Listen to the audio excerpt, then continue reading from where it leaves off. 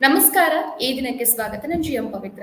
ವಿಜಯಪುರ ಜಿಲ್ಲೆಗೆ ಸರ್ಕಾರಿ ವೈದ್ಯಕೀಯ ಕಾಲೇಜು ಆರಂಭಿಸೋಕೆ ಆಗ್ರಹಿಸಿ ನಡೀತಾ ಇರುವಂತಹ ಅನಿರ್ದಿಷ್ಟ ಧರಣಿ ಸತ್ಯಾಗ್ರಹ 70 ದಿನಗಳನ್ನ ಪೂರೈಸಿದೆ. ಸೆಪ್ಟೆಂಬರ್ 18ಕ್ಕೆ ಸುರಿಯುವ ಮಳೆಯ ಮಧ್ಯೆ ಆರಂಭವಾದಂತಹ ಈ ಒಂದು ಹೋರಾಟ ಅಪಾರ ಜನ ಬೆಂಬಲವನ್ನ ಪಡಿತಾನೆ ಹೊರಟಿದೆ. ರಾಜ್ಯ ಸರ್ಕಾರ ಪಿಪಿಪಿ ಅಂದ್ರೆ ಪಬ್ಲಿಕ್ ಪ್ರೈವೇಟ್ ಪಾರ್ಟ್ನರ್ಶಿಪ್ ನ ಮಾದರಿಯಲ್ಲಿ ಸರ್ಕಾರಿ ವೈದ್ಯಕೀಯ ಕಾಲೇಜು ಆರಂಭಿಸ್ತಾ ಇರೋದ್ರ ವಿರುದ್ಧ ಜಿಲ್ಲೆಯ ಜನತೆಗ ಒಂದಾಗಿದ್ದಾರೆ. ಪಿಪಿಪಿ ಜಾರಿಯಾದ್ರೆ ಸರ್ಕಾರಿ ಆಸ್ಪತ್ರೆಯು ಸಹಜವಾಗಿ ಖಾಸಗೀಕರಣಗೊಂಡು ಆರೋಗ್ಯ ಸೌಲಭ್ಯಗಳು ಕ್ರಮೇಣವಾಗಿ ಮಾಯವಾಗತ್ತೆ ಅನ್ನೋದನ್ನ ತಿಳಿದ ಜನ ಹೋರಾಟಕ್ಕೆ ಇಳಿದಿದ್ದಾರೆ. ಅಷ್ಟೇ ಅಲ್ಲ, ಇತ್ತೀಚೆಗೆ ಮುಖ್ಯಮಂತ್ರಿಯವರನ್ನ ಭೇಟಿಯಾಗಿ ಮನವಿಯನ್ನು ಸಲ್ಲಿಸಲಾಗಿದೆ. ಈ ಬಗ್ಗೆ ಇವತ್ತಿನ ವಿಡಿಯೋದಲ್ಲಿ ಚರ್ಚೆ ಮಾಡ್ತಾ ಹೋಗೋಣ. ನಮ್ ಜೊತೆ ಇವತ್ತಿನ ಚರ್ಚೆಯಲ್ಲಿ ಸಾಮಾಜಿಕ ಚಿಂತಕರಾಗಿರುವಂತಹ ಸಿದ್ದನಗೌಡ ಪಾಟೀಲ್ ಅವರಿದ್ದಾರೆ. ಸರ್ ನಮಸ್ತೆ ಸರ್, ಚರ್ಚೆಗೆ ಸ್ವಾಗತ. ನಮಸ್ಕಾರ. ಹಾಗೇನೆ ರಾಷ್ಟ್ರೀಯ ಲಿಂಗಾಯತ ಮಹಾಸಭಾದ ಪ್ರಧಾನ ಕಾರ್ಯದರ್ಶಿಯಾಗಿರುವಂತಹ ಜಿಬಿ ಪಾಟೀಲ್ ಅವರು ಸಹ ಇದ್ದಾರೆ. ಸರ್ ನಿಮ್ಗೂ ಸಹ ಚರ್ಚೆಗೆ ಸ್ವಾಗತ. ನಮಸ್ತೆ ಸರ್. ಜಿಬಿ ಪಾಟೀಲ್ ಸರ್, ನಿಮ್ಮಿಂದನೇ ನಾನು ಶುರು ಮಾಡ್ತೇನೆ. ಈ ಹೋರಾಟ ಯಾಕೆ, ಈ ಹೋರಾಟದ ಬಗ್ಗೆ ನಿಮ್ಮ ಮೊದಲ ಪ್ರತಿಕ್ರಿಯೆ ಏನು? ಈ ಹೋರಾಟ ಯಾಕೆ ಅಂದ್ರೆ ನಿಜವಾಗ್ಲೂ ಸರ್ಕಾರಗಳ ಮಾಡಬೇಕಾದ ಕಾರ್ಯವನ್ನು ಇಂದು ಜನತೆ ತಮ್ಮ ಕೈಗೆತ್ತಿಕೊಂಡು ಮಾಡ್ತಾ ಇದ್ದಾರೆ. ಇದು ಒಂದು ಬಹಳ ವಿಚಿತ್ರವಾದ ಒಂದು ಸನ್ನಿವೇಶ ಅಂತಾನು ಹೇಳ್ಬಹುದು. ಯಾಕಂದ್ರೆ ಸರ್ಕಾರ ತನ್ನ ಆಸ್ತಿಯನ್ನು ಕಾಯ್ಕೊಳ್ಬೇಕಾಗತ್ತೆ. ಆದರೆ ಇಂದು ಸರ್ಕಾರ ತನ್ನ ಆಸ್ತಿಯನ್ನು ಪರರಿಗೆ ಮಾಡಿ ತನ್ನ ಹೊಟ್ಟೆ ತುಂಬಿಸ್ಕೊಳ್ಳುವಂತ ಅಥವಾ ಯಾರ್ದೋ ಮಧ್ಯವರ್ತಿಗಳ ಹೊಟ್ಟೆ ತುಂಬಿಸ್ಕೊಳ್ಳುವಂತ ಕೆಲಸ ಮಾಡ್ತಾ ಇರೋದ್ರಿಂದ ಅದನ್ನ ಸಾರ್ವಜನಿಕರು ಖಂಡಿಸಿ ಸರ್ಕಾರದ ಆಸ್ತಿ ಸರ್ಕಾರಕ್ಕೆ ಉಳಿಯಲಿ ಅಂತ ಹೇಳುವಂತ ಒಂದು ಅತ್ಯಂತ ಅದ್ಭುತವಾದ ಕೆಲಸವನ್ನು ವಿಜಯಪುರಗೆ ಮಾಡ್ತಾ ಇದ್ದಾರೆ. ಅವರಿಗೆ ಮೊಟ್ಟ ಮೊದಲನೇದಾಗಿ ನಾನು ತಮ್ಮ ಮುಖಾಂತರ ಅವರಿಗೆ ಧನ್ಯವಾದಗಳನ್ನ ಹೇಳಲಿಕ್ಕೆ ಇಚ್ಛೆ ಪಡ್ತೀನಿ. ಸರ್, ಈಗ ಸಿದ್ದನಗೌಡ ಪಾಟೀಲ್ ಅವರೇ, ಈ ಬಗ್ಗೆ ನಿಮ್ಗೆ ಏನ್ ಅನ್ಸುತ್ತೆ? ಯಾಕೆ ಪಿಪಿಪಿ ಮೂಲಕ ಸರ್ಕಾರ ವೈದ್ಯಕೀಯ ಕಾಲೇಜನ್ನ ತರಬಾರ್ದು?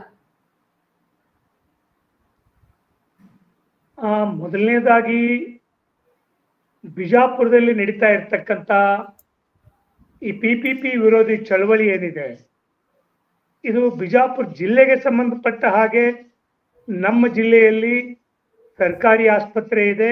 ಈ ಸರ್ಕಾರಿ ಆಸ್ಪತ್ರೆ ಖಾಸಗಿ ವಲಯಕ್ಕೆ ಹೋಗಬಾರ್ದು. ಹಾಗೇನೆ ಇಲ್ಲಿ ಬರ್ತಾ ಇರ್ತಕ್ಕಂಥ ವೈದ್ಯಕೀಯ ಕಾಲೇಜು ಅದು ಸರ್ಕಾರಿ ವಲಯದಲ್ಲೇ ಇರಬೇಕು, ಖಾಸಗಿ ವಲಯಕ್ಕೆ ಆಗ್ಬಾರ್ದು ಅಂತಕ್ಕಂಥ ಒಂದು ಹೋರಾಟ ನಡೀತಾ ಇದೆ. ಇದು ತಾತ್ವಿಕವಾಗಿ ಬಹಳ ದೊಡ್ಡ ಫ್ರೇಮನ್ನ, ವಿಶಾಲವಾದಂಥ ವ್ಯಾಪ್ತಿಯನ್ನ ಹೊಂದಿದೆ. ಇದು ಕೇವಲ ಬಿಜಾಪುರಕ್ಕೆ ಸಂಬಂಧಪಟ್ಟಿರ್ತಕ್ಕಂಥ ಹೋರಾಟ ಅಲ್ಲ. ದೇಶದಲ್ಲಿ ಜಾಗತೀಕರಣ ನೀತಿ ಬಂದ ಮೇಲೆ ಸಾರ್ವಜನಿಕ ಸಂಪತ್ತನ್ನ ಮತ್ತು ಸೇವೆಗಳನ್ನ ಖಾಸಗಿ ವಲಯಕ್ಕೆ ವಹಿಸಿಕೊಡ್ತಿರ್ತಕ್ಕಂಥ ಸರ್ಕಾರದ ಪಿತೂರಿಗಳೇನಿದ್ದಾವೆ, ಅದು ಯಾವುದೇ ಪಕ್ಷದ ಸರ್ಕಾರ ಇರಲಿ, ಜಾಗತೀಕರಣೋತ್ತರ ಸಂದರ್ಭದಲ್ಲಿ ಇರ್ತಕ್ಕಂಥ ಈ ಪಿತೂರಿಗಳನ್ನ ಎದುರಿಸಿ ನಡೀತಾ ಇರ್ತಕ್ಕಂಥ ಒಂದು ಮಾದರಿ ಹೋರಾಟ ಇದೆ.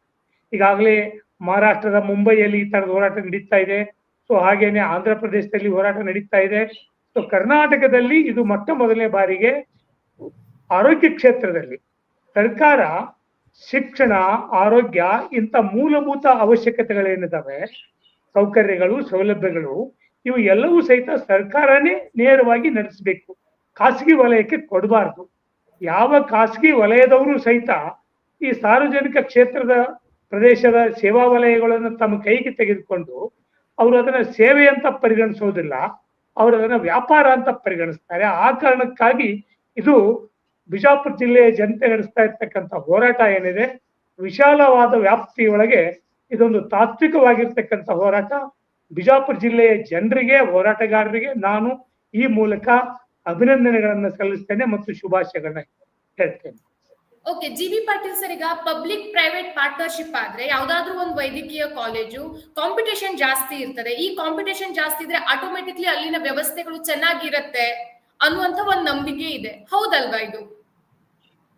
ಅಲ್ಲ, ಈಗ ಆ ದೃಷ್ಟಿಯಲ್ಲಿ ವಿಚಾರ ಮಾಡೋದಕ್ಕಿಂತ ಇನ್ನೊಂದು ದೃಷ್ಟಿಯಲ್ಲಿ ನಾವು ವಿಚಾರ ಮಾಡಬೇಕಾಗತ್ತೆ. ವಿಜಯಪುರದಲ್ಲಿ ಈಗಾಗಲೇ 2 ಪ್ರೈವೇಟ್ ಮೆಡಿಕಲ್ ಕಾಲೇಜ್ಗಳಿದ್ದಾವೆ. ಒಂದು BLD ಸಂಸ್ಥೆ, ಇನ್ನೊಂದು ಆಲ್ ಅಮೀನ್ ಮೆಡಿಕಲ್ ಕಾಲೇಜ್ ಅಂತ ಈಗಾಗಲೇ 2 ಪ್ರೈವೇಟ್ ಸಂಸ್ಥೆಗಳಿದ್ದಾವೆ. ಈಗ ಇಡೀ ದೇಶದಲ್ಲಿ ವೈದ್ಯರ ಕೊರತೆ ಬಹಳ ಕಡಿಮೆ ಏನಿಲ್ಲ, ಆದ್ರೆ ಕರ್ನಾಟಕದಲ್ಲಿ ವೈದ್ಯರ ಕೊರತೆಗಂತೂ ಇಲ್ವೇ ಇಲ್ಲ. ಹಾಗೆ ನೋಡಿದ್ರೆ ಇಡೀ ದೇಶದಲ್ಲಿ ನಾವು ಸರಾಸರಿ ತಗೊಂಡಾಗ ವೈದ್ಯರ ಕೊರತೆ ಕಾಣುತ್ತೆ. ಆದರೆ ಇಲ್ಲಿ ಕರ್ನಾಟಕದಲ್ಲಿ ಇಡೀ ದೇಶದ ಇದು ನಾವು ತುಲನೆ ಮಾಡಿದಾಗ ಕರ್ನಾಟಕದಲ್ಲಿ ವೈದ್ಯರ ಕೊರತೆ ಇಲ್ಲ. ಆ ದೃಷ್ಟಿಯಲ್ಲೂ ಕೂಡ ಇನ್ನೊಂದು ವಿಚಾರ ಮಾಡಬೇಕು.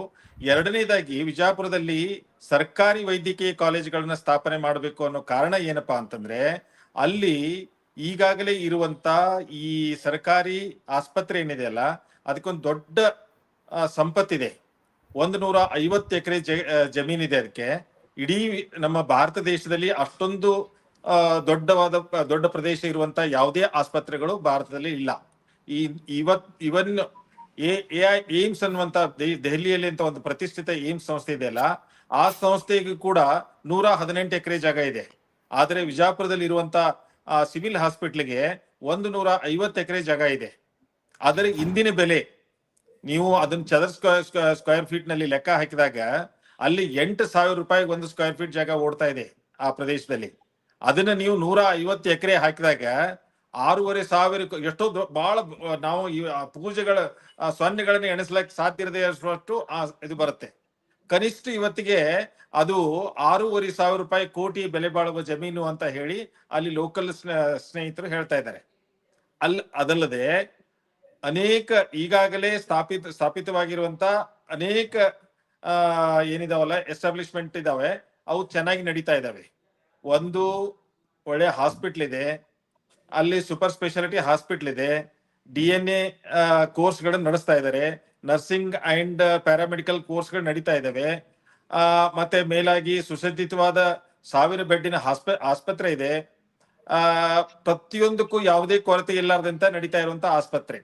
ಆ ಆಸ್ಪತ್ರೆಗೆ ಇವತ್ತು ಯಾರು ಬರ್ತಾರಪ್ಪ ಅಂದ್ರೆ, ಬಿಜಾಪುರದಲ್ಲಿ ಬಿಜಾಪುರದ ಜಿಲ್ಲೆಯಲ್ಲಿ ಇಡೀ ವಿಜಯಪುರ ಜಿಲ್ಲೆಯಲ್ಲಿ ಇರುವಂತ ಬಡವರು ಮತ್ತು ಹಿಂದುಳಿದವರು ಮಾತ್ರ ಬರ್ತಾರೆ ಅಲ್ಲಿ. ಇದನ್ನು ಈ ಯಾವುದೇ ಇನ್ನೊಂದು 2 ಸಂಸ್ಥೆಗಳು ನಾನು ಈಗಾಗಲೇ ಹೆಸರು ಹೇಳಿದ್ನಲ್ಲ, ಆ ಸಂಸ್ಥೆಗಳಿಗೆ ಬಡವರು ಮತ್ತೆ ಹಿಂದುಳಿದವರು ಹೋದ್ರೆ ಅಲ್ಲಿ ಅವರಿಗೆ ಚಿಕಿತ್ಸೆ ವೆಚ್ಚ ಭರಿಸ್ಲಿಕ್ಕೆ ಆಗುದಿಲ್ಲ.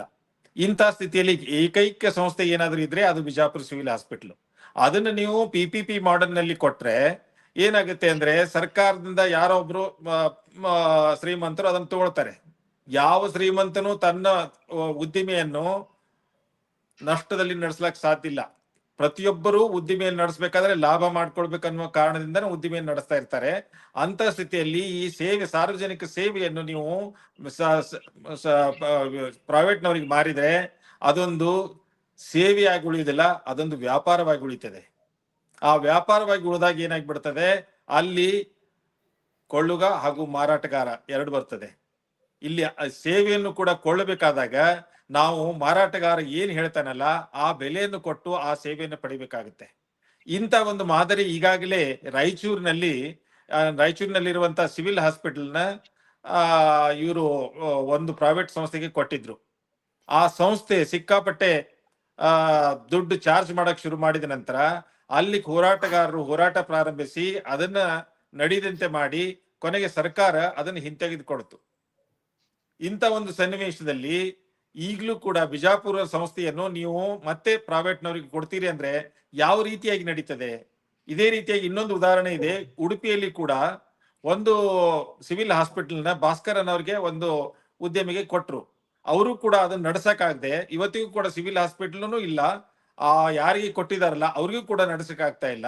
ಹೀಗಾಗಿ ಅಲ್ಲಿಯ ರೋಗಿಗಳು ಪರದಾಡ್ತಾ ಇದ್ದಾರೆ ಉಡುಪಿ ಜಿಲ್ಲೆಯಲ್ಲಿ.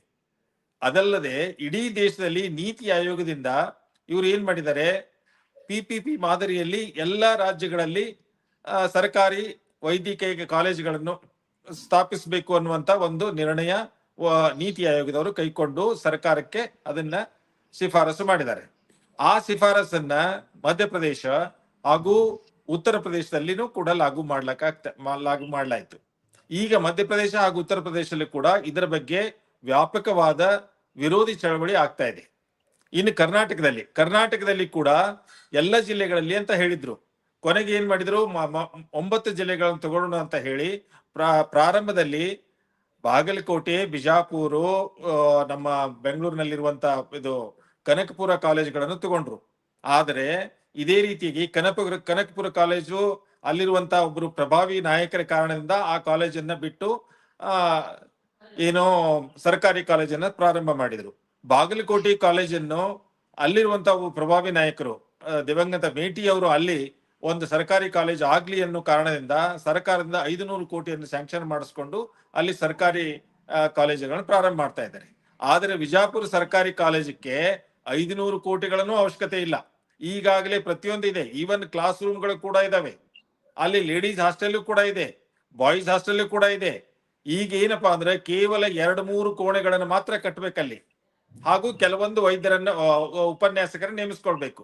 ಮಿನಿಮಮ್ ಅಂದ್ರೆ ಅತ್ಯಂತ ಕಡಿಮೆ ವೆಚ್ಚದಲ್ಲಿ ವಿಜಾಪುರ ವೈದ್ಯಕೀಯ ಕಾಲೇಜನ್ನು ತಕ್ಷಣವೇ ಪ್ರಾರಂಭಿಸಬಹುದು. ಆದರೆ ಈ ವಿಷಯವನ್ನು ಸರ್ಕಾರ ಮಟ್ಟದಲ್ಲಿ ಸರ್ಕಾರದ ಅಧಿಕಾರಿಗಳಿಗಾಗ್ಲಿ ಅಥವಾ ಸರ್ಕಾರದಲ್ಲಿ ಉನ್ನತ ವರ್ಗದಲ್ಲಿರುವಂತಹ ರಾಜಕಾರಣಿಗಳಿಗಾಗ್ಲಿ ಅಥವಾ ಮಂತ್ರಿಗಳಿಗಾಗಲಿ ಈ ವಿಷಯ ಸರಿಯಾಗಿ ಮನವರಿಕೆ ಆಗಿಲ್ಲ. ಮನವರಿಕೆ ಆದ್ರೂ ಕೂಡ ಯಾರದೋ ಹುನ್ನಾರದಿಂದ ಇದನ್ನ ಏನ್ ಮಾಡ್ತಾ ಇದ್ದಾರೆ, ಇದನ್ನ ಪರಭಾರೆ ಮಾಡಿ ಮಧ್ಯದಲ್ಲಿ ಎಷ್ಟು ಸಾಧ್ಯ ಆಗುತ್ತೆ ಅಷ್ಟು ವ್ಯವಹಾರವನ್ನು ಮಾಡ್ಕೊಳ್ತಾರೆ ಅನ್ನುವಂತ ಭಾವನೆ ಇಡೀ ವಿಜಾಪುರಿಗರಲ್ಲಿ ಬಂದಿದೆ. ಅದಕ್ಕಾಗಿ ಈ ಹೋರಾಟವನ್ನು ದೊಡ್ಡ ಮಟ್ಟದಲ್ಲಿ ಕನಿಷ್ಠ 74ನೇ ದಿನ ಇವತ್ತಿಗೆ ಕಾಲಿಟ್ಟಿರೋದು. 74 ದಿನಗಳಿಂದ ಅಲ್ಲಿ ವಿಜಾಪುರದಲ್ಲಿ ಹೋರಾಟ ನಡೀತಾ ಇದೆ. ಕೇವಲ ವಿಜಾಪುರ ಪಟ್ಟಣದಲ್ಲಿ ಮಾತ್ರ ನಡೀತಾ ಇಲ್ಲ, ಇದು ಎಲ್ಲ ತಾಲೂಕುಗಳಿಗೂ ವಿಸ್ತರಿಸಿದೆ, ಎಲ್ಲ ಗ್ರಾಮಗಳಿಗೂ ವಿಸ್ತರಿಸಿದೆ. ಸರ್, ನಿಮ್ದು ವಯಸ್ಸು ಕೊನೆ ಕೇಳಿಸ್ತಾ ಇದೆ ನನ್ನ ಆಡಿಯೋ ಸರ್? ನಿಮ್ದು ಕೇಳ್ತಾ ಇದೆ. ಸರಿ ಸರ್, ಓಕೆ. ಸಿದ್ದನಗೌಡ ಸರ್, ಈಗ GB ಪಾಟೀಲ್ರು ಯಾಕೆ PPP ಮಾದರಿಯಲ್ಲಿ ಕಾಲೇಜುಗಳು ಬೇಡ ಅನ್ನೋ ಬಗ್ಗೆ ಉದಾಹರಣೆಗಳನ್ನ ಕೊಟ್ಟರು, ಅದ್ರ ಬಗ್ಗೆ ಮಾಹಿತಿಯನ್ನ ಹಂಚ್ಕೊಂಡ್ರು. ಈ ಎಲ್ಲ ಮಾಹಿತಿ ಅಥವಾ ಈ ಅರಿವು ಸರ್ಕಾರಕ್ಕೆ ಇಲ್ಲ ಅಂತೀರಾ? ಮೇಡಮ್, ಇದು ಸರ್ಕಾರಕ್ಕೆ ಎಲ್ಲ ಅರಿವಿದೆ. ಸರ್ಕಾರ ಅದು ಕಾಂಗ್ರೆಸ್ ಸರ್ಕಾರನೇ ಇರ್ಲಿ, ಬಿಜೆಪಿ ಸರ್ಕಾರನೇ ಇರ್ಲಿ, ಕೋಮುವಾದ ಜಾತ್ಯತೀತತೆ ವಿಷಯದಲ್ಲಿ ಅವು ಎರಡು ಭಿನ್ನವಾಗಿದ್ರು ಸಹಿತ ಆರ್ಥಿಕ ನೀತಿಯ ಹಿನ್ನೆಲೆಯಲ್ಲಿ ಇವೆರಡು ಸರ್ಕಾರಗಳು ಒಂದೇನೆ. ಪ್ರಭುತ್ವ ಇವತ್ತು ಕಾರ್ಪೊರೇಟ್ ಕಂಪನಿಗಳ ಪರವಾಗಿರೋದ್ರಿಂದ, ಅದು ಯಾವುದೇ ಪಕ್ಷದ ಪ್ರಭುತ್ವ ಇರಲಿ, ಆಡಳಿತ ಇರಲಿ, ಕಾರ್ಪೊರೇಟ್ ಕಂಪನಿಗಳ ಪರವಾಗಿರೋದ್ರಿಂದ ಅವರು ಈ ಪರಭಾರೆ ಕೆಲಸದಲ್ಲಿ ಭಾಗವಹಿಸ್ತಾ ಇದ್ದಾರೆ. ನಾನು ನಿನ್ನೆನೆ ನನ್ನ ಕಣ್ಣಿನ ಆಪರೇಷನ್ ಆಗಿರೋದ್ರಿಂದ ಕೆಲವು ಅಂಕಿ ಸಂಖ್ಯೆಗಳನ್ನ ನಿಮ್ ಗಮನಕ್ಕೆ ತರಬಹುದಾಗಿತ್ತು, ನಮ್ಮ ವೀಕ್ಷಕರಿಗೆ ಅದನ್ನ ಮನವರಿಕೆ ಮಾಡಬಹುದಾಗಿತ್ತು. ಆದ್ರೆ ಒಂದು ತಮ್ಮ ಗಮನಕ್ಕೆ ತರ್ತೀನಿ ಅಂತಂದ್ರೆ, ಹಿಂದೆ ನಮ್ಮ ದೇಶದ ಪ್ರಧಾನಿ ಮೋದಿಯವರು ಒಂದು ಮಾತನ್ನ ಹೇಳಿದ್ರು, ದೇಶದ ಆಡಳಿತ ವ್ಯವಹಾರ ಅಲ್ಲ ಅಂತ. ನಾವು ವ್ಯವಹಾರ ಮಾಡಕ್ ಕೂತಿಲ್ಲ ಅಂದ್ರೆ ಅದರ ಅರ್ಥ ಸೇವಾ ವಲಯ ಏನಿದೆ, ಅದು ಶಿಕ್ಷಣ ಆಗಿರ್ಬೋದು, ಆರೋಗ್ಯ ಆಗಿರ್ಬೋದು, ಸಾರಿಗೆ ಆಗಿರ್ಬೋದು, ಈ ತರದ ಎಲ್ಲಾ ಸೇವಾ ವಲಯಗಳನ್ನು ಸಹಿತ ಅವರು ವ್ಯಾಪಾರಿ ವಲಯವನ್ನಾಗಿ ಕನ್ವರ್ಟ್ ಮಾಡ್ತಾ ಇದ್ದಾರೆ.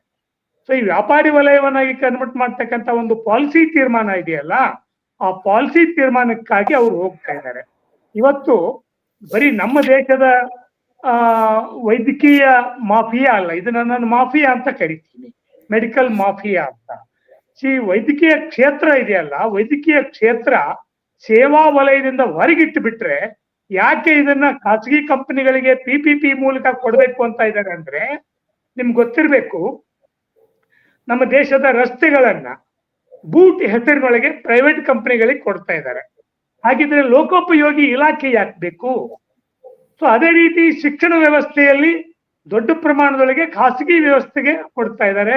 ವಿದೇಶಿ ವಿಶ್ವವಿದ್ಯಾಲಯಗಳನ್ನ ಭಾರತದಲ್ಲಿ ತಗೊಂಡ್ಬರ್ತಾ ಇದ್ದಾರೆ, ಖಾಸಗಿ ವಿಶ್ವವಿದ್ಯಾಲಯಗಳನ್ನ ಅದಕ್ಕೆ ಪ್ರಮೋಟ್ ಮಾಡ್ತಾ ಇದ್ದಾರೆ, ಸರ್ಕಾರಿ ವಿಶ್ವವಿದ್ಯಾಲಯಗಳನ್ನ ಮುಚ್ತಾ ಇದ್ದಾರೆ. ಇದರ ಅರ್ಥ ಒಂದು ಸರ್ಕಾರಕ್ಕೆ ಶಿಕ್ಷಣ ಇಲಾಖೆ ಯಾಕೆ ಬೇಕು? ಹಾಗೇನೆ ಇವತ್ತು ಈ ವೈದ್ಯಕೀಯ ಕ್ಷೇತ್ರದಲ್ಲಿ ಇದನ್ನೊಂದು ವ್ಯಾಪಾರ ಅಂತ ಪರಿಗಣಿಸಿರುವುದರಿಂದ ಭಾರತದಂತ ಒಂದು ದೇಶ ವೈದ್ಯಕೀಯ ವ್ಯಾಪಾರಿಗಳಿಗೆ ಬಹಳ ಫಲವತ್ತವಾಗಿರ್ತಕ್ಕಂಥ ಒಂದು ಪ್ರದೇಶ ಇದು. ಆ ಕಾರಣಕ್ಕಾಗಿ ಬರೀ ಖಾಸಗಿ ಅಂದ್ರೆ ನಮ್ಮ ಬಿಜಾಪುರದಲ್ಲಿ ಯಾವುದೋ ಒಬ್ಬ ಖಾಸಗಿ ರಾಜಕಾರಣಿಗೋ ಖಾಸಗಿ ವ್ಯಕ್ತಿಗೋ ಇದನ್ನ ಇವತ್ತು ಕೊಡೋ ಸಲುವಾಗಿ ಈ ಪಿತೂರಿ ನಡೆದಂತ ನಾವು ಭಾವಿಸಬಹುದು, ಅಥವಾ ಸರ್ಕಾರ ಆತರ ಮಾಡಬಹುದು. ಆದರೆ ಅಮೆರಿಕ ಮೂಲದ ಮತ್ತು ವಿದೇಶಿ ಕಂಪನಿಗಳು ದೊಡ್ಡ ಪ್ರಮಾಣದೊಳಗೆ ಈ ಮೆಡಿಕಲ್ ಉದ್ಯಮದಲ್ಲಿ ಬಂಡವಾಳ ಹೂಡ್ತಾ ಇದ್ದಾವೆ. ನಿಮಗೆ ಗೊತ್ತಿರಬೇಕು, ಈಗಾಗ್ಲೇನೆ ದೇಶದಲ್ಲಿ ಅಮೆರಿಕನ್ ಬೇಸ್ಡ್ ಆಗಿರ್ತಕ್ಕಂಥ ಬ್ಲ್ಯಾಕ್ ಸ್ಟೋನ್ ಅಂತಕ್ಕಂಥ ಒಂದು ಕಂಪನಿ ದೊಡ್ಡ ಪ್ರಮಾಣದೊಳಗೆ ವೈದ್ಯಕೀಯ ಕ್ಷೇತ್ರದೊಳಗೆ ಬಂಡವಾಳವನ್ನು ಹೂಡ್ತಾ ಇದೆ. ಸೊ ಹಾಗೇನೆ ನಮ್ಮಲ್ಲಿರ್ತಕ್ಕಂಥ ಮಣಿಪಾಲ್ ಆಗಿರ್ಬೋದು, ಅಪೋಲೋ ಆಗಿರ್ಬೋದು, ಇವು ಎಲ್ಲವೂ ಸಹಿತ ಖಾಸಗಿ ವಲಯದ ಆಸ್ಪತ್ರೆಗಳೇನೆ. ನಾವು ಖಾಸಗಿ ವಲಯದ ಆಸ್ಪತ್ರೆಗಳು ಕೊಡ್ತಾ ಇರ್ತಕ್ಕಂಥ ಸೌಲಭ್ಯಗಳ ಬಗ್ಗೆ ನಾವು ಇಲ್ಲಿ ಪ್ರಶ್ನೆ ಮಾಡ್ತಾ ಇಲ್ಲ. ಆದ್ರೆ ಆ ಸೌಲಭ್ಯಗಳನ್ನ ಪಡೀತಕ್ಕಂಥ ಆ ಫಲಾನುಭವಿಗಳಿದಾರಲ್ಲ, ಆರೋಗ್ಯ ಕ್ಷೇತ್ರದಲ್ಲಿ ಆರೋಗ್ಯವನ್ನ ಅರಿಸಿ ಹೋಗಿರ್ತಕ್ಕಂಥವ್ರು, ಅವರಿಗೆ ಆ ತರದ ಬೆಲೆಯನ್ನ ತೆತ್ತು ಖಾಸಗಿ ವಲಯದಲ್ಲಿ ಈ ತರದ ಸೌಲಭ್ಯಗಳನ್ನ ಪಡೆಯಕ್ಕೆ ಸಾಧ್ಯವೇ ಅಂತಕ್ಕಂಥ ಒಂದು ಪ್ರಶ್ನೆ ಬರ್ತದೆ. ಯಾಕೆ ದೇಶದಾದ್ಯಂತ ಈ PPP ಮಾದರಿಯ ವಿರುದ್ಧ ಹೋರಾಟ ನಡೀತಾ ಇದೆ ಅಂದ್ರೆ, PPP ಮಾದರಿಗಳು ಮೊದಲು ಅದನ್ನ ಎಷ್ಟೇ ಸರ್ಕಾರದ MOU ಅಂತ ಏನ್ ಕರಿತೀವಿ, ಒಂದು ಮೆಮೊರಾಂಡಮ್ ಆಫ್ ಅಂಡರ್ಸ್ಟ್ಯಾಂಡಿಂಗ್, ಈ ಮೆಮೊರಾಂಡಮ್ ಆಫ್ ಅಂಡರ್ಸ್ಟ್ಯಾಂಡಿಂಗ್ ಅಲ್ಲಿ ಅವ್ರು ಏನೇ ಬರೆದ್ರು ಸಹಿತ ನಾಳೆ ಸೇವೆಗಳನ್ನ ಒದಗಿಸ್ತಕ್ಕಂತ ಸಂದರ್ಭದಲ್ಲಿ ಅವು ನಮ್ಮ ಜನರಿಗೆ, ಆರೋಗ್ಯವನ್ನ ಅರಿಸಿಕೊಂಡು ಹೋಗಿರ್ತಕ್ಕಂಥ ಜನರಿಗೆ ನಿಲುಕಲಾರದ ಬೆಲೆಗಳಲ್ಲಿ ಇರ್ತವೆ. ಅದ್ರ ಕಟ್ಟಡಗಳಾಗಿರ್ಬಹುದು, ಅಲ್ಲಿರ್ತಕ್ಕಂಥ ಸೌಲಭ್ಯಗಳಾಗಿರ್ಬೋದು ಇರ್ಬೋದು. ಆದ್ರೆ ಸರ್ಕಾರದ ಸೇವಾ ವಲಯದಲ್ಲಿರ್ತಕ್ಕಂಥ ಆಸ್ಪತ್ರೆಗಳು ಅವು ಕನಿಷ್ಠವಾಗಿರ್ತಕ್ಕಂಥ ಸೌಲಭ್ಯಗಳನ್ನ ಕೊಟ್ಟರು ಸಹಿತ ಆರೋಗ್ಯಕ್ಕೆ ಪೂರಕವಾಗಿರ್ತಕ್ಕಂಥ ಸೌಲಭ್ಯಗಳನ್ನ ಇವತ್ತು ಕೊಡ್ತಾ ಇದ್ದಾವೆ. ಇವತ್ತು ನಮ್ಮ ದೇಶದಲ್ಲಿರ್ತಕ್ಕಂಥ ನಿಮಾನ್ಸ್ ಅಂತಕ್ಕಂಥ ಒಂದು ಸಂಸ್ಥೆನ ನೀವು ತಗೊಳ್ಳಿ, ಅಥವಾ ಹುಬ್ಬಳ್ಳಿಯ KMC ಯನ್ನೇ ತಗೊಳ್ಳಿ, ಅಥವಾ ಬಿಜಾಪುರದ ಸರ್ಕಾರಿ ಆಸ್ಪತ್ರೆಯನ್ನೇ ತಗೊಳ್ಳಿ, ಇವತ್ತು ದೊಡ್ಡ ಪ್ರಮಾಣದಲ್ಲಿ ಜನ ಅಲ್ಲಿ ಹೋಗ್ತಾ ಇದ್ದಾರೆ. ಯಾಕೆ ಖಾಸಗಿ ವಲಯಕ್ಕೆ ಹೋಗ್ತಾ ಇಲ್ಲ? ಖಾಸಗಿ ವಲಯದಲ್ಲಿ ಸೌಲಭ್ಯಗಳಿದಾವೆ. ಬಿಜಾಪುರದಲ್ಲೇನೆ 2 ಖಾಸಗಿ ವಲಯದ ಕಾಲೇಜುಗಳು ಮತ್ತು ಮೆಡಿಕಲ್ ಕಾಲೇಜ್ ಇದಾವೆ, ಆಸ್ಪತ್ರೆಗಳಿದಾವೆ. ಯಾಕೆ ಅಲ್ಲಿಗಿಂತ ದೊಡ್ಡ ಪ್ರಮಾಣದ ಸಂಖ್ಯೆಯ ಜನ ಸರ್ಕಾರಿ ಆಸ್ಪತ್ರೆಗೆ ಬರ್ತಾರಂದ್ರೆ, ಅವ್ರಿಗೆ ಅಲ್ಲಿರ್ತಕ್ಕಂಥ ಸೇವೆಗೆ ಕೊಡ್ತಾ ಇರ್ತಕ್ಕಂಥ ಅವ್ರು ನಿಗದಿಪಟ್ಟಿರ್ತಕ್ಕಂಥ ಬೆಲೆಯನ್ನ ಪೂರೈಸೋಕ್ ಆಗ್ತಾ ಇಲ್ಲ. ಬಿಜಾಪುರ ಜಿಲ್ಲೆ ನಮ್ಮ ರಾಜ್ಯದ ಅಭಿವೃದ್ಧಿ ಸೂಚ್ಯಂಕದಲ್ಲಿ ಕೊನೆಯ ಜಿಲ್ಲೆಗಳಲ್ಲಿ ಇರ್ತಕ್ಕಂಥ ಒಂದು ಜಿಲ್ಲೆ. ಆ ಜಿಲ್ಲೆ ಇವತ್ತು ಶಿಕ್ಷಣದಲ್ಲಾಗ್ಲಿ, ಅಥವಾ ಆರೋಗ್ಯ ಕ್ಷೇತ್ರದಲ್ಲಾಗ್ಲಿ, ಅಥವಾ ಆರ್ಥಿಕ ತಲವಾರು ಆದಾಯದಲ್ಲಾಗ್ಲಿ ಅದು ಹಿಂದೆ ಇರೋದ್ರಿಂದ 25 ಲಕ್ಷ ಅಂದಾಜು ಜನಸಂಖ್ಯೆ ಇರ್ತಕ್ಕಂಥ ಈ ಜಿಲ್ಲೆ ಏನಿದೆ, ಅಲ್ಲಿ ಸುಮಾರು 70% ಜನ ಬಡವರೇ ಇದ್ದಾರೆ. ಆ ಬಡವರು ಮತ್ತು ರೈತರು, ಮಧ್ಯಮ ವರ್ಗದವರು ಈ ಖಾಸಗಿ ವಲಯದ ಆಸ್ಪತ್ರೆಗಳಿಗೆ, ಕಾರ್ಪೊರೇಟ್ ಕಂಪನಿಗಳ ಆಸ್ಪತ್ರೆಗಳಿಗೆ ಹೋಗಿ ಅವರು ಸೇವೆಯನ್ನ ಪಡೆಯಕ್ ಆಗೋದಿಲ್ಲ. ಮುಂದೆ ಒಂದು ದಿನ, ಇವತ್ತು ನೀವು ಗಮನಿಸಿರ್ಬೋದು, ಅಮೆರಿಕಾದಂತ ಒಂದು ಸುಸಜ್ಜಿತ ಶ್ರೀಮಂತ ದೇಶದಲ್ಲಿಯೂ ಸಹಿತ ಆರೋಗ್ಯ ವ್ಯವಸ್ಥೆ ಸಾಮಾನ್ಯ ಜನರಿಗೆ ಎಟಕಲಾರದಂತ ಒಂದು ಸ್ಥಿತಿಯಲ್ಲಿದೆ. ಯಾಕೆಂತಂದ್ರೆ ಕಾರ್ಪೊರೇಟ್ ಕಂಪನಿಗಳ ಒಂದು ಹಾವಳಿಗಳಿಂದಾಗಿ.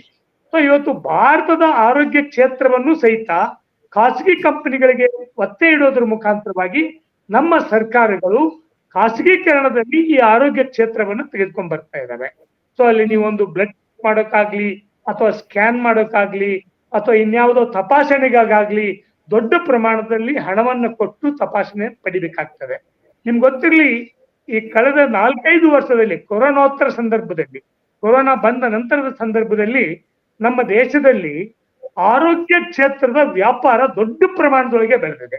ಅಂದ್ರೆ ಎಲ್ಲಾ ಕಡೆ ಖಾಸಗಿ ವಲಯದ ಆಸ್ಪತ್ರೆಗಳನ್ನ ತರೋದ್ರ ಮುಖಾಂತರವಾಗಿ ಖಾಸಗಿ ಕ್ಷೇತ್ರದಲ್ಲಿ ಕಾರ್ಪೊರೇಟ್ ಕಂಪನಿಗಳು ವೈದ್ಯಕೀಯ ವ್ಯವಸ್ಥೆಯನ್ನ ಆರಂಭ ಮಾಡಿದ ಕಾರಣಕ್ಕಾಗಿ ಇವತ್ತು ಒಂದು ಅಂದಾಜಿನ ಪ್ರಕಾರ 100 ಬಿಲಿಯನ್ ಆರ್ಥಿಕತೆಯನ್ನ ಈ ವೈದ್ಯಕೀಯ ಕ್ಷೇತ್ರ ಒಳಗೊಂಡಿದೆ. ಅಂದ್ರೆ ಆರೋಗ್ಯ ಕ್ಷೇತ್ರ ಅಂತ ಏನ್ ಕರಿತೀವಿ, 100 ಬಿಲಿಯನ್ ಅಂದ್ರೆ ಕಾರ್ಪೊರೇಟ್ ಕಂಪನಿಗಳಿಗೆ ದೊಡ್ಡ ಪ್ರಮಾಣದಲ್ಲಿ ಈ ಕ್ಷೇತ್ರದಲ್ಲಿ ಬಂಡವಾಳ ಹೂಡಬೇಕು ಅಂತಕ್ಕಂಥ ಉದ್ದೇಶ ಇರೋದ್ರಿಂದ ಸರ್ಕಾರಗಳು ಆ ಕಾರ್ಪೊರೇಟ್ ಕಂಪನಿಗಳಿಗೆ ಒತ್ತಡಕ್ಕೆ ಬಲಿಯಾಗ್ತಾ ಇದ್ದಾವೆ.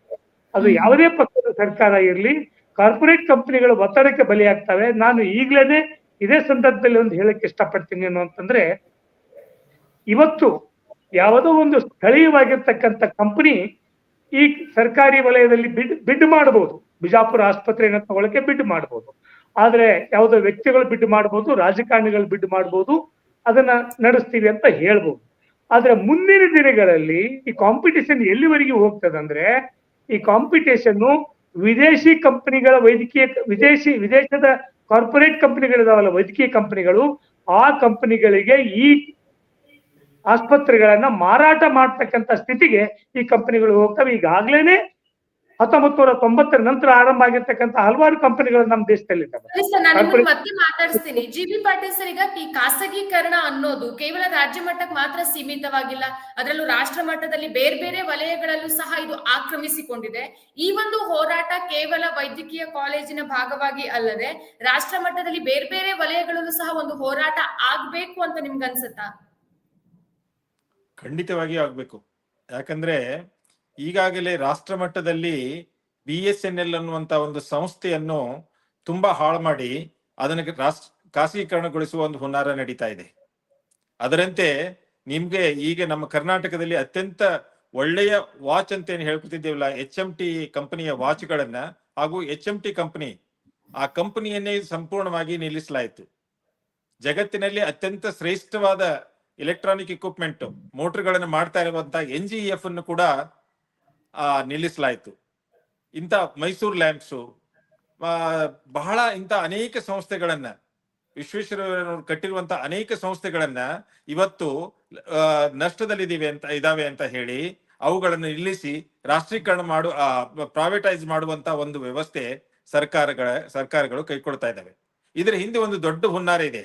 ಯಾಕಂದ್ರೆ ಅಂದಿನ ಭೂಮಿಯ ಬೆಲೆ, ಈಗ ಏನು ಆ ಕಾರ್ಖಾನೆಗಳನ್ನು ಸ್ಥಾಪನೆ ಮಾಡುವ ಸಮಯದಲ್ಲಿರುವಂತಹ ಬೆಲೆ, 1 ಎಕರೆಗೆ ಬಾಳಾದ್ರೆ 500 ರೂಪಾಯಿ ಇರ್ಬೋದು, 1 ಎಕರೆಗೆ ಬಾಳಾದ್ರೆ 1000 ರೂಪಾಯಿ ಇರ್ಬೋದು. ಆದ್ರೆ ಕೆಲವನ್ನು ಫ್ರೀ ಕೂಡ ಕೊಟ್ಟಿದೆ ಸರ್ಕಾರ. ಅಂತವುಗಳ ಬೆಲೆ ಇವತ್ತಿಗೆ ಆ ಬೆಲೆ ಚಿನ್ನದ ಬೆಲೆಯಾಗಿದೆ. ಇವತ್ತಿಗೆ NGEF ನೀವು ಸಂಸ್ಥೆಯನ್ನು ನೀವು ತಗೊಂಡ್ರೆ ಅದು ಎಷ್ಟು ಸಾವಿರ ಕೋಟಿಗಳ ಬೆಲೆ ಆಗ್ತದೆ ಅಂತ ಗೊತ್ತಿಲ್ಲ. ಅಂತ ಒಂದು ಸಂಸ್ಥೆ, HMT ಅಂತ ಒಂದು ಸಂಸ್ಥೆ, BSNL ಅಂತ ಸಂಸ್ಥೆ, ಇಂಥ ಅನೇಕ ಸಂಸ್ಥೆಗಳನ್ನ ಇವತ್ತಿಗೂ ಕೂಡ ನಿಮ್ಗೆ ಈಗಾಗಲೇ ಸಿದ್ದನಗೌಡರು ಹೇಳಿದಂತೆ ಇವತ್ತಿಗೆ ಈ ವಿಮಾನ ನಿಲ್ದಾಣಗಳನ್ನು ಖಾಸಗೀಕರಣ ಮಾಡ್ತಾ ಇದೆ, ರೈಲ್ವೆ ನಿಲ್ದಾಣಗಳನ್ನು ಖಾಸಗೀಕರಣ ಮಾಡುವಂತ ವಿಚಾರ ಇದೆ, ಇನ್ನು ರೈಲ್ವೆಗಳನ್ನು ಖಾಸಗೀಕರಣ ಮಾಡುವಂತ ವಿಚಾರ ಇದೆ. ನಾವು ಒಂದು ಉದ್ದಿಮೆಯನ್ನು ಕಷ್ಟಪಟ್ಟು ಕಟ್ಟಿ ಆ ಉದ್ದಿಮೆ ಒಂದು ವ್ಯವಸ್ಥಿತಿಯಲ್ಲಿ ರೀತಿಯಲ್ಲಿ ನಡೀತಾ ಇರಬೇಕಾದ್ರೆ ಆ ಉದ್ದಿಮೆಗೆನ್ನೇ ನಾವು ಹೆಚ್ಚಿನ ಶಕ್ತಿಯನ್ನು ತುಂಬಿ ಇನ್ನಷ್ಟು ಹುರುಪುಗೊಳಿಸಬೇಕು ಹೊರತು ಅದನ್ನ ಕುತ್ತಿಗೆಯನ್ನು ಹಿಸಕಬಾರದು. ಆದ್ರೆ ಇಂದಿನ ಸರ್ಕಾರಗಳು ಏನ್ ಮಾಡ್ತಾ ಇದೆ ಅಂದ್ರೆ, ರಾಷ್ಟ್ರದ ಹಿತವನ್ನು ಬಯಸದೆ ರಾಷ್ಟ್ರದ ಆಸ್ತಿಯನ್ನು ಯಾರಿಗೆ ಒಬ್ಬರಿಗೆ ಪ್ರಾಫಿಟ್ನವ್ರಿಗೆ ಕೊಟ್ಟು ಅದರಿಂದ ಸಿಗುವಂತ ತಮ್ಮ ಕಮಿಷನ್ ಏನಿದೆಯಲ್ಲ, ಕಮಿಷನ್ ದಂದಿಗೆ ಸರ್ಕಾರಗಳು ಇಳಿಬಾರದು. ಏನ್ ಹೇಳ್ತಾರೆ ಅಲ್ಲ, ಒಂದು ಅರ್ಥ ಆಗ್ತಾ ಇಲ್ಲ ನನಗೆ. ಖಾಸಗಿಯವರು ಚೆನ್ನಾಗಿ ನಡ್ಸ್ಕೊಂಡು ಹೋಗ್ತಾರೆ ಅನ್ನುವಂತ ಒಂದು ಶಬ್ದ ಇದೆಯಲ್ಲ, ಅದು ಯಾಕೆ? ಹಾಗಿದ್ರೆ ಸರ್ಕಾರ ಯಾಕೆ? ನೀವಂದ್ರೆ ನಿಮ್ ಇನ್ಯಾಬಿಲಿಟಿ ತೋರಿಸ್ಕೊಳ್ತಾ ಇದ್ದೀರಾ, ಅಂದ್ರೆ ನಮಗ್ ಮಾಡಕ್ ಆಗೋದಿಲ್ಲ ಅಂತ ಹೇಳ್ತಾ ಇದ್ದೀರಾ. ಹಾಗಿದ್ರೆ ಬಿಟ್ಕೊಡಿ, ಇಡೀ ಸರ್ಕಾರವನ್ನೇ ಖಾಸಗೀಕರಣ ಮಾಡಿಬಿಡಿ. ಮತ್ತೆ ನೀವ್ಯಾಕೆ ಬಂದು MLA MP ಮಿನಿಸ್ಟರ್ಸು ಎಲ್ಲ ಸರ್ಕಾರಗಳ ಎಲ್ಲ ವ್ಯವಸ್ಥೆಯನ್ನು ಬಳಸ್ಕೊಂಡು ನೀವ್ಯಾಕೆ ಅಲ್ಲಿ ಕೂಡ್ತಿದ್ದೀರಿ? ನಿಮಗೆ ವ್ಯವಸ್ಥೆಯನ್ನು ಸರಿಪಡಿಸಕ್ ಆಗದೆ ಹೋದ್ರೆ, ಆಡಳಿತವನ್ನು ಮಾಡಕ್ ಆಗದೆ ಹೋದ್ರೆ, ನೀವು ಅಲ್ಲಿರುವಂತ ಹಕ್ಕಾದ್ರೂ ನಿಮಗೆ ಏನಿದೆ? ನೀವು ಸರಿಯಾಗಿ ಆಡಳಿತ ಮಾಡಬೇಕಾದ್ರೆ ಒಬ್ಬ ವ್ಯಕ್ತಿಯನ್ನು ಯಾವ ನಷ್ಟದಲ್ಲಿ ಇರುವಂತಹ ಕಂಪನಿಗೆ ಅಲ್ಲಿ ಅವನನ್ನು ಮ್ಯಾನೇಜಿಂಗ್ ಡೈರೆಕ್ಟರ್ ಅನ್ನಾಗಿ ಮಾಡಿ ಅಥವಾ ಅವನಿಗೆ ಸಂಪೂರ್ಣವಾಗಿ ಜವಾಬ್ದಾರಿಯನ್ನು ಕೊಟ್ಟು ಆ ಸಂಸ್ಥೆಯನ್ನು ನೀವು ನಷ್ಟದಲ್ಲಿರೋದನ್ನು ತಪ್ಪಿಸಿ ಪ್ರಾಫಿಟ್ ಮಾರ್ಜಿನ್ ತಗೊಂಡ್ಬಾರಪ್ಪ ಅಂತ ಹೇಳುವಂತ ಒಂದು ಕಾರ್ಯವನ್ನು ತಾವ್ಯಾಕೆ ಮಾಡ್ತಾ ಇಲ್ಲ? ಅದನ್ನ ಏನ್ ಮಾಡ್ತಾ ಇದ್ದೀರಿ ಅಂದ್ರೆ, ನೀವು ಮತ್ತಿಷ್ಟು ನಷ್ಟದಲ್ಲಿ ನಡೆಯುವಂತ ವ್ಯವಸ್ಥೆ ಮಾಡಿಕೊಂಡು ಆ ಸಂಸ್ಥೆ ನಷ್ಟದಲ್ಲಿದೆ ಅಂತ ಹೇಳಿ ಅದನ್ನು ಮುಚ್ಚುವ ಹುನ್ನಾರ, ಮುಚ್ಚಿ ಅದರಲ್ಲಿರುವಂತ ಏನು ದೊಡ್ಡ ಮಟ್ಟದ ಏನು ಆಸ್ತಿ ಇದೆಯಲ್ಲ ಅದನ್ನ ಲಪಟಾಯಿಸುವ ಉದ್ದೇಶ ಇದೆ ಅಂತ ಯಾವನಿಗಾದ್ರೂ ಕೂಡ ಅರ್ಥ ಆಗುತ್ತೆ. ಈಗ ಬಿಜಾಪುರ ಸಂಸ್ಥೆಯಲ್ಲಿ ನಡೀತಾ ಇರುವಂತದ್ದು ಅದೇ ಅಂತ ಪ್ರತಿಯೊಬ್ಬನಿಗೂ ಭಾವನೆ ಇದೆ. ಬಿಜಾಪುರದಲ್ಲಿ ಅದು ಹೊತ್ಕೊಂಡು ಉರಿತಾ ಇದೆ. ಆದ್ರೆ ಯಾಕೆ ರಾಜಕಾರಣಿಗಳಿಗೆ ಅದು ಕಾಣ್ತಾ ಇಲ್ಲ, ಆ ಬೆಂಕಿ ಕಾಣ್ತಾ ಇಲ್ಲ ಅಂತ ನನಗೆ ಅರ್ಥ ಆಗ್ತಾ ಇಲ್ಲ. ಯಾಕಂದ್ರೆ ಸ್ಥಳೀಯ ನಾಯಕರು, ಸ್ಥಳೀಯ ಶಾಸಕರು, ಸ್ಥಳೀಯ ಮಂತ್ರಿಗಳು ಅಲ್ಲಿಂದ ದಿನನಿತ್ಯ ರಾಜ್ಯ ಸರ್ಕಾರಕ್ಕೆ ಬರ್ತಾ ಇರುವಂತ ಒಂದು ಸಂದೇಶಗಳು, ಅದೇನ ನಾವು ಹೇಳ್ತೀವಲ್ಲ, ಗುಪ್ತವಾಗಿ ಪೊಲೀಸ್ ಆಫೀಸರ್ಸ್ ಬರ್ತದಲ್ಲ ಆ ಸಂದೇಶ, ಮುಖ್ಯಮಂತ್ರಿಗಳಿಗೆ ಆ ಸಂದೇಶ ಯಾಕೆ ಸಿಗ್ತಾ ಇಲ್ಲ ಅಂತ ನನಗೆ ಅರ್ಥ ಆಗ್ತಾ ಇಲ್ಲ. ಇಂಟೆಲಿಜೆನ್ಸ್ ರಿಪೋರ್ಟ್ ಯಾಕೆ ಸಿಗ್ತಾ ಇಲ್ಲ? ಅಲ್ಲಿ ಏನ್ ನಡೀತಾ ಇದೆ? ಅಲ್ಲಿ ಪ್ರತಿಯೊಂದು ಜಿಲ್ಲೆಯಲ್ಲಿ, ಪ್ರತಿಯೊಂದು ತಾಲೂಕಿನಲ್ಲಿ, ಪ್ರತಿಯೊಂದು ಊರುಗಳಲ್ಲಿ ಜನರು ಪ್ರತಿಭಟನೆಗೆ ಇಳಿತಾ ಇದ್ದಾರೆ. ಆದರೆ ಸರ್ಕಾರ ಅದನ್ನ ಅರ್ಥ ಮಾಡ್ಕೊಳ್ತಾ ಇಲ್ಲ. ಓಕೆ ಸಿದ್ದನಗೌಡ ಸರ್, ಈಗ ಮುಂದಿನ ದಿನಗಳಲ್ಲಿ ಹೋರಾಟಗಾರರು ಯಾವ ರೀತಿ ಆಕ್ರೋಶವನ್ನ ಹೊರಹಾಕಬಹುದು ಅಥವಾ ಏನ್ ಯೋಜನೆಗಳಿದೆ? ಮೊದಲನೇದಾಗಿ ನನಗೆ ಬಹಳ ಸಂತೋಷ ಆಗ್ತಾ ಇರೋದು, ಬಿಜಾಪುರದಂತ ಒಂದು ಫ್ಯೂಡಲ್ ಪೊಲಿಟಿಕ್ಸ್ ಇರ್ತಕ್ಕಂಥ ಜಿಲ್ಲೆಗೆ ನಾನಾಗ್ಲಿ GB ಪಾಟೀಲ್ರಾಗ್ಲಿ ನಾವಿಬ್ರು ಆ ಥರದ ಭೂಮಾಲೀಕರ ಕುಟುಂಬದಿಂದನೇ ಬಂದವರು. ಆದ್ರೆ ಪ್ರಗತಿಪರ ಚಳವಳಿಗಳಲ್ಲಿ, ಜನಪರ ಚಳವಳಿಗಳಲ್ಲಿ ತೊಡಗಿಸಿಕೊಂಡು ನಾವು ನಮ್ಮ ವಿಚಾರಧಾರೆ ಬೇರೆ ಬೇರೆ ಆಗಿರೋದ್ರಿಂದ ಜನಪರ ಚಳವಳಿಗಳ ಜೊತೆಗಿದ್ದೀವಿ. ಆದ್ರೆ ಬಿಜಾಪುರ ಜಿಲ್ಲೆಯ ರಾಜಕಾರಣ ಇದೆಯಲ್ಲ, ಅದ್ರ ಬಗ್ಗೆ ಇಲ್ಲಿ ಒಂದು ಮಾತನ್ನ ನಾವು ಈ ದಿನ ವಾಹಿನಿಯ ಮೂಲಕ ಈ ರಾಜ್ಯಕ್ಕೆ ತಿಳಿಸ್ಬೇಕಾಗಿದೆ. ಯಾಕೆಂತಂದ್ರೆ ಬಿಜಾಪುರ ಜಿಲ್ಲೆಯ ರಾಜಕಾರಣದಲ್ಲಿ ಇನ್ನೂ ಸಹಿತ ಆ ಫ್ಯೂಡಲ್ ನಿಯಂತ್ರಣ ಹೋಗಿಲ್ಲ. ಫ್ಯೂಡಲ್ ನಿಯಂತ್ರಣ ಅಂದ್ರೆ ಯಾವ ಪಕ್ಷದಲ್ಲೇ ಇದ್ರೂ ಸಹಿತ, ಯಾವ ಪಕ್ಷದವರು MLA ಆದ್ರೂ ಸಹಿತ, ಮಂತ್ರಿ ಆದ್ರೂ ಸಹಿತ, ಅವರು ಫ್ಯೂಡಲ್ ಕುಟುಂಬಗಳಿಂದ, ಜಮೀನ್ದಾರಿ ಕುಟುಂಬಗಳಿಂದ ಬಂದಿರ್ತಾರೆ. ಅವರಿಗೆ ಸಾಮಾನ್ಯ ಜನರ ನೋವುಗಳು ಅರ್ಥ ಆಗೋದಿಲ್ಲ. ಈವನ್ ನಾನು ಬಿಜಾಪುರ ಜಿಲ್ಲೆಯವನೇ ಆಗಿ ಮಾತಾಡೋದು ಅಂತಂದ್ರೆ ಅಲ್ಲಿರ್ತಕ್ಕಂಥ ಮೀಸಲು ಕ್ಷೇತ್ರಗಳ ಮೇಲೆಯೂ ಸಹಿತ ಫ್ಯೂಡಲ್ ರಾಜಕಾರಣದ ನಿಯಂತ್ರಣ ಇದೆ. ಹೀಗಾಗಿ ಬಿಜಾಪುರ ಜಿಲ್ಲೆಯಲ್ಲಿ ಬಸವಣ್ಣನ ನಾಡಿನಲ್ಲಿ ಏನು ಒಂದು ಜನಪರ ಚಳವಳಿಗಳು ಎಷ್ಟರ ಮಟ್ಟಿಗೆ ಬೆಳಿಬೇಕಾಗಿತ್ತೋ ಅಷ್ಟರ ಮಟ್ಟಿಗೆ ಬೆಳೆಯಕ್ಕೆ ಅಲ್ಲಿರ್ತಕ್ಕಂಥ ಫ್ಯೂಡಲ್ ಪೊಲಿಟಿಕ್ಸ್ ಬಿಟ್ಟಿಲ್ಲ ಅಂತ ಅನ್ನೋದು ನನ್ನ ನೇರವಾಗಿರ್ತಕ್ಕಂಥ ಒಂದು ಅಭಿಪ್ರಾಯ. ಅದ್ರ ಜೊತೆಗೇನೆ ಇವತ್ತು ನನಗೆ ಬಹಳ ಸಂತೋಷ ಆಗೋದು ಏನು ಅಂತಂದ್ರೆ, ಅಂತ ಒಂದು ಫ್ಯೂಡಲ್ ಪೊಲಿಟಿಕ್ಸ್ ಇರ್ತಕ್ಕಂಥ ಜಿಲ್ಲೆಯಲ್ಲೂ ಸಹಿತ ಜನಪರ ಸಂಘಟನೆಗಳು, ಪ್ರಗತಿಪರ ಸಂಘಟನೆಗಳು ಇವತ್ತು ಈ ಖಾಸಗಿ ವಲಯಕ್ಕೆ ಹೋಗ್ತಾ ಇರ್ತಕ್ಕಂಥ ಸರ್ಕಾರಿ ವಲಯದ ಆಸ್ಪತ್ರೆಯನ್ನ ಮತ್ತು ಮೆಡಿಕಲ್ ಕಾಲೇಜನ್ನ ಅದು ಸರ್ಕಾರಿ ವಲಯದಲ್ಲೇ ಇರಬೇಕು, ಅಲ್ಲಿರ್ತಕ್ಕಂಥ ಬಡವರಿಗೆ, ಜನಸಾಮಾನ್ಯರಿಗೆ ಅದು ಪ್ರಯೋಜನ ಆಗಬೇಕು ಅಂತಕ್ಕಂಥ ಹೋರಾಟವನ್ನ ಆರಂಭ ಮಾಡಿದಾರಲ್ಲ, ಇದು ನಿಜವಾಗಿಯೂ ಅಲ್ಲಿರ್ತಕ್ಕಂಥ ಹೋರಾಟಗಾರರಿಗೆ ಈಗಾಗಲೇ 70 ದಿನ ದಾಟ್ತಾ ಇರೋದ್ರಿಂದ ನಾನು ಅಲ್ಲಿರ್ತಕ್ಕಂಥ ಹೋರಾಟಗಾರರು ಈ ಚಳವಳಿಯನ್ನು ನಡೆಸಿಕೊಂಡು ಹೋಗ್ತಾ ಇದ್ದಾರೆ. ಅಲ್ಲಿ ಮೊಟ್ಟ ಮೊದಲನೇ ಬಾರಿಗೆ ನಾನು ಕಂಡುಕೊಂಡ ಹಾಗೆ ಸಾಮಾನ್ಯ ಜನ ಈ ಚಳವಳಿಗೆ ಬೆಂಬಲಿಸ್ತಾ ಇದ್ದಾರೆ, ಜನರನ್ನ ಕನ್ವಿನ್ಸ್ ಮಾಡ್ತಾ ಇದ್ದಾರೆ. ಸರ್ಕಾರ ಇದನ್ನ ಅರ್ಥ ಮಾಡ್ಕೊಳ್ಬೇಕು. ಸರ್ಕಾರಕ್ಕೆ ನಿಮ್ಮ ಮನವಿ ಏನು, ಅಥವಾ ಸರ್ಕಾರ ಮುಂದೆ ಯಾವ ನಿರ್ಧಾರವನ್ನ ತೆಗೆದುಕೊಳ್ಬೇಕು ಅಂತ ನೀವು ಹೋರಾಟಗಾರರು ಬಯಸ್ತೀರಾ? ಮಾನ್ಯ ಮುಖ್ಯಮಂತ್ರಿಗಳಿಗೆ ಮೊನ್ನೆ ಮನವಿ ಕೊಟ್ಟಾಗ ಅವರು ಅವಸರದಲ್ಲಿ ಗಡಿಬಿಡಿಯಲ್ಲಿ ಇವರು ಮನವಿಯನ್ನ ತಗೊಂಡು ಒಂದು ಅಭಿಪ್ರಾಯನ ಹೇಳಿ ಹೋಗಿದ್ದಾರೆ. ನಾನು ನಮ್ಮ ಜಿಲ್ಲೆಯ ಮಂತ್ರಿಗಳಾಗಿರ್ತಕ್ಕಂಥ, ನಾನು ಸುಮ್ಮನೆ ಯಾವಾಗ್ಲೂ ಜೋಕ್ ಮಾಡ್ತಾ ಇರ್ತೀನಿ, PPP ಅಂದ್ರೆ ಅಲ್ಲಿ ಒಂದು MB ಪಾಟೀಲ್ರು ಅವರು ಪೀನೆ, ಶಿವಾನಂದ ಪಾಟೀಲ್ರು ಅವರು ಪೀನೆ, ಹಾಗೇನೆ ಏನೊಬ್ರು ಬಸನಗೌಡ ಪಾಟೀಲ್ ಇದ್ದಾರೆ ಅವರು ಪೀನೆ. ಈ 3 PPPಗಳಿದಾರಲ್ಲ, ಇವರು ಪ್ರಭಾವಿ ರಾಜಕಾರಣಿಗಳು ಆ ಜಿಲ್ಲೆಯಲ್ಲಿ. ಸೊ ಇವರು ಜನರ ಧ್ವನಿಯನ್ನ ಅರ್ಥ ಮಾಡಿಕೊಂಡು ಅವರು ಮುಖ್ಯಮಂತ್ರಿಗಳಿಗೆ ಭೇಟಿಯಾಗಿ ಬರ್ತಕ್ಕಂಥ ವಿಧಾನಸಭಾ ಅಧಿವೇಶನ ನಡೀತಾ ಇದೆ ಬೆಳಗಾಂದಲ್ಲಿ, ಅಲ್ಲಿ ಅವರಿಗೆ ಮನವಿ ಮಾಡಬೇಕು ಮತ್ತು ಆ ಕ್ಷೇತ್ರದ ಎಲ್ಲ ಶಾಸಕರು ವಿಧಾನಸಭಾ ಅಧಿವೇಶನದಲ್ಲಿ ಧ್ವನಿ ಎತ್ತಬೇಕು. ಬಿಜಾಪುರ ಜಿಲ್ಲೆಯ ಜನ ಏನು ಇವತ್ತು ಹೋರಾಟಕ್ಕೆ ಇಳಿದಿದ್ದಾರೆ, ಈ ಹೋರಾಟವನ್ನ ಗೌರವಿಸಬೇಕು, ಮನ್ನಣೆ ಕೊಡಬೇಕು. ಇಲ್ಲ ಅಂತಂದ್ರೆ ಈ ಹೋರಾಟ ನಿಲ್ಲೋದಿಲ್ಲ. ಇವತ್ತು ಮಾನ್ಯ ಮುಖ್ಯಮಂತ್ರಿಗಳೇನು ಹೇಳಿದ್ದಾರೆ, ಮೊನ್ನೆ ನಾವು ಬಹಳ PPP ಬಿಡ್ತೀವಿ, ಗೌರ್ಮೆಂಟ್ ಅಲ್ಲಿ ದುಡ್ಡಿಲ್ಲ ಅಂತ. ನಾವು ಮುಖ್ಯಮಂತ್ರಿಗಳಿಗೆ ಕೇಳ್ಬೇಕಾಗ್ತದೆ, ಯಾವುದೋ ಮಠಮಾನ್ಯಗಳಿಗೆ ಕೊಡಕ್ಕೆ ಅಥವಾ ನೀವು ಮಠಮಾನ್ಯಗಳಿಗೆ, ಧಾರ್ಮಿಕ ಸಂಸ್ಥೆಗಳಿಗೆ ಕೊಡಬಾರ್ದು ಅನ್ನೋ ನನ್ನ ಅಭಿಪ್ರಾಯ ಅಲ್ಲ. ಅಲ್ಲಿ ಕೊಡಕ್ಕೆ 100 ಕೋಟಿ, 1000 ಕೋಟಿಯನ್ನು ದುಡ್ಡು ನಿಮ್ಮ ಸರ್ಕಾರದಲ್ಲಿ ಇದೆ. ಆದ್ರೆ ಸಾರ್ವಜನಿಕರ ಬದುಕಿಗೆ ಸಂಬಂಧಪಟ್ಟಿರ್ತಕ್ಕಂಥ, ಆರೋಗ್ಯಕ್ಕೆ ಸಂಬಂಧಪಟ್ಟಿರ್ತಕ್ಕಂಥ ಒಂದು ಕ್ಷೇತ್ರಕ್ಕೆ ದುಡ್ಡು ಕೊಡಕ್ಕೆ ನಿಮ್ಮಲ್ಲಿ ಒಂದು 500 ಕೋಟಿ ರೂಪಾಯಿ ಇಲ್ಲ ಅಂತ ಅನ್ನೋದನ್ನು ನಂಬಕ್ ಆಗ್ತಾ ಇಲ್ಲ. ಇದಕ್ಕೆ ಇಚ್ಛಾಶಕ್ತಿ ಬೇಕಾಗ್ತದೆ. ಸರ್ಕಾರ ಏನಾದ್ರೂ ನಿಮ್ಮ ಮಾತಿಗೆ ಒಪ್ಕೊಳ್ಳದೆ ಇದ್ರೆ ಹೋರಾಟಗಾರರ ಮುಂದಿನ ನಡೆ ಯಾವ ರೀತಿ ಇರುತ್ತೆ ಸರ್? ಇಲ್ಲಿ ಬಿಜಾಪುರದಲ್ಲಿ ಒಂದು ಹೋರಾಟ ಸಮಿತಿಯನ್ನ ಮಾತಾಡಿ ಬಿಜಾಪುರದಲ್ಲಿ ಒಂದು ಹೋರಾಟ ಸಮಿತಿಯನ್ನ ಮಾಡಿದ್ದಾರೆ. ಈ ಹೋರಾಟ ಸಮಿತಿ ನಿರಂತರವಾಗಿ ಚಳವಳಿಯನ್ನು ನಡೀತದೆ. ಎಲ್ಲಾ ಜನಾಂಗವನ್ನು ಸೇರಿಸಿ ಆ ಚಳವಳಿ ನಡೀತಾ ಇದೆ. ಈ ನಾಳೆ ನಡೀತಾ ಇರ್ತಕ್ಕ 1ನೇ ತಾರೀಕು ನಡೀತಾ ಇರ್ತಕ್ಕಂಥ ಹೋರಾಟದ ನಂತರ ಮತ್ತೆ ಆ ಚಳವಳಿಗಾರರೆಲ್ಲ ಸೇರ್ತೀವಿ. ನನಗೆ ಕಣ್ಣಿನ ಆಪರೇಷನ್ ಆಗಿರೋದ್ರಿಂದ ಆ ಚಳವಳಿಯಲ್ಲಿ ಭಾಗವಹಿಸಕ್ಕಾಗ್ತದಲ್ಲ ಗೊತ್ತಿಲ್ಲ. ಆದ್ರೆ ತಕ್ಷಣದ ನಂತರ ಹೋಗಿ ಅಲ್ಲಿ ಕೂತ್ಕೊಂಡು ನಾವು ಜಿಲ್ಲೆಯ ಎಲ್ಲ ತಾಲೂಕುಗಳ ಜನರನ್ನ ಸಂಪರ್ಕಿಸಿ ಮುಂದಿನ ದಿನಗಳಲ್ಲಿ ಇಡೀ ರಾಜ್ಯದಲ್ಲಿ ಮಾತ್ರ ಅಲ್ಲ, ದೇಶದಲ್ಲಿ ಸಹಿತ ಇದೊಂದು ಮಾದರಿ ಹೋರಾಟವನ್ನಾಗಿ ಮಾಡ್ತೀವಿ. ಆ ಜನರ ವಿಶ್ವಾಸ ಆ ಥರದೊಳಗೆ ಬೆಳೀತಾ ಇದೆ.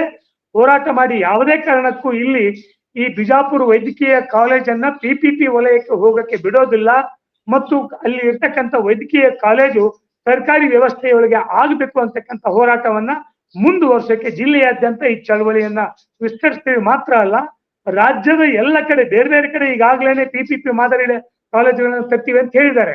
ಈಗಾಗಲೇ ಬೇರೆ ಕಡೆ ಚಳವಳಿ ಆರಂಭ ಆಗಿದೆ. ಅದಕ್ಕಾಗಿ ನಾವು ಈ ಚಳವಳಿಯನ್ನು ರಾಜ್ಯದಾದ್ಯಂತ ವಿಸ್ತರಿಸತಕ್ಕಂಥ ಕೆಲಸವನ್ನ ಮಾಡಕ್ಕೆ ಪ್ರಯತ್ನವನ್ನ ಮಾಡಿ. Okay sir. G B Patil sir, ನೀವು ಹೇಳ್ತಾ ಇದ್ರಿ, ಏನೋ ಮಾತಾಡ್ತಾ ಇದ್ರಿ, ದಯವಿಟ್ಟು ಕಂಟಿನ್ಯೂ ಮಾಡಿ ಸರ್. ಇಲ್ಲ, ಈಗಾಗಲೇ ಗೌಡ್ರು ಹೇಳಿದಾಗೆ ಬಿಜಾಪುರದಲ್ಲಿ ನಡೆಯುತ್ತಿರುವಂತ ಹೋರಾಟ ಅದು ತುಂಬಾ ವ್ಯಾಪಕಗೊಳ್ತಾ ಇದೆ.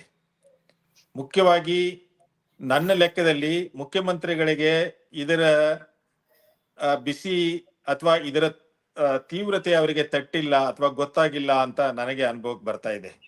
ಯಾಕಂದ್ರೆ ನನಗೆ ಎರಡು ವಿಷಯಗಳನ್ನು ಅಲ್ಲಿಯ ಹೋರಾಟಗಾರರು ಏನ್ ಹೇಳಿದ್ರಪ್ಪ ಅಂದ್ರೆ, ಮುಖ್ಯಮಂತ್ರಿಗಳು ಆಲ್ಮಟ್ಟಿಗೆ ಹೋದಾಗ ಅಲ್ಲಿ ಈ ಬಿಜಾಪುರ ಜಿಲ್ಲೆಯ ಹೋರಾಟಗಾರರು ಅವರಿಗೆ ಮನವಿಯನ್ನು ಅರ್ಪಿಸಲಿಕ್ಕೆ ಹೋದಾಗ ಮುಖ್ಯಮಂತ್ರಿಗಳ ಬದಲಾಗಿ ಉಪಮುಖ್ಯಮಂತ್ರಿಗಳಿಗೆ ಮುಖ್ಯಮಂತ್ರಿಗಳು ಅವ್ರ ಮುಖ್ಯಮಂತ್ರಿಗಳ ಮೈಕ್ ಕಿತ್ಕೊಂಡು ತಾವೇ ಅದಕ್ಕೆ ಉತ್ತರಿಸಿದ್ರು ಅನ್ನುವಂತ ಒಂದು ವಿಷಯವನ್ನು ಅವ್ರು ಹೇಳಿದ್ರು.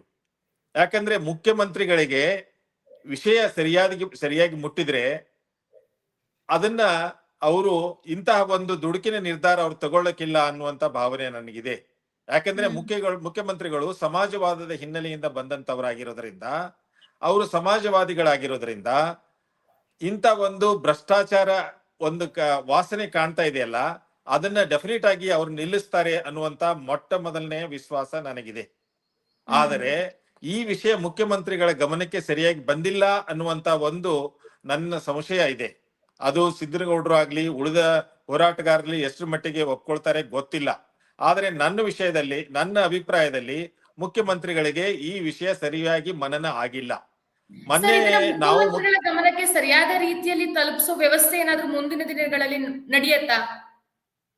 ಅಲ್ಲಿ ವಿಜಾಪುರ ಏನು ಜಿಲ್ಲಾ ಉಸ್ತುವಾರಿ ಮಂತ್ರಿಗಳಾದ MB ಪಾಟೀಲ್ರು ಮೊನ್ನೆ ಮುಖ್ಯಮಂತ್ರಿಗಳು ಹಾಗೂ ಹೋರಾಟಗಾರರ ಮಧ್ಯೆ ಸಮನ್ವಯ ಏರ್ಪಡಿಸಿ ಮುಖ್ಯಮಂತ್ರಿಗಳಿಗೆ ನೀವು ಮನವಿ ಕೊಡಿ ಅಂತ ಅವರ ಇದರಲ್ಲಿ ಮುಂದಾಳತ್ವದಲ್ಲಿನೇ ಇವ್ರನ್ನ ಹೋರಾಟಗಾರನ ಕರ್ಕೊಂಡು ಹೋಗಿದ್ರು. ಅವತ್ತು ನಾನು ಕೂಡ ಅಲ್ಲಿದ್ದೆ. ಆದರೆ ಮುಖ್ಯಮಂತ್ರಿಗಳು ಜನತಾ ದರ್ಶನದಲ್ಲಿ ಏನು ಯಾವ ರೀತಿಯಲ್ಲಿ ಮನವಿ ಸ್ವೀಕರಿಸ್ತಾರಲ್ಲ ಆ ರೀತಿಯಲ್ಲಿ ಮನವಿ ಸ್ವೀಕರಿಸುವಂತ ಒಂದು ವ್ಯವಸ್ಥೆ ಅಲ್ಲಿ ಮಾಡಿದ್ರು. ಇದು ಅಂತ ಸಾಮಾನ್ಯವಾದ ವ್ಯವಸ್ಥೆ ಅಲ್ಲ.